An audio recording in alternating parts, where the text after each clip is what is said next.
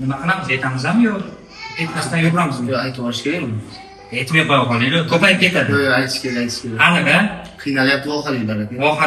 Vohalinglar uchun endilikda xudo xolisa aynan Qashqadaryo, ya'ni Qarshi shahrida xudo xolisa 14 va 15 kunlar xudo xolisa biz ham o'zimizdan Toshkentdan borgan mutaxassisimiz inshaalloh sizlar uchun nima o'tkazib berasiz aka? Qarshi shahrida 14-15 fevral kunlari Detimed klinikamizni Qarshi filiali ochiladi. DTP, mikrosefaliya, gidrosefaliya, harakat motorikasida, aqliy nutqiy kechikishlar, kimdir farzandi shunaqa kechikishlar bo'ladigan bo'lsa, bemalol kelsa bo'ladi.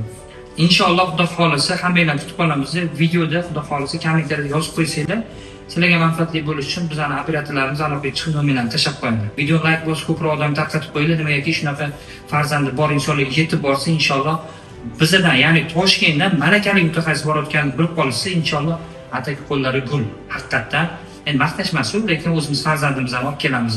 O'zimiz farzandimizni ham shular davolatamiz o'rtoqlar. Biz ham manzillarni aytishimiz kerak odamlarga. Yo'q, o'ziga telefon qilib qidirib topib, Qarshida qanday ekanini borishadi. Manzilni aytamiz. Manzilimiz Qarshi shahar bolalar больницasi ro'parasida Detimed reabilitatsiya markazi.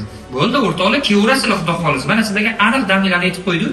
Hammanglarni kutib qolamiz.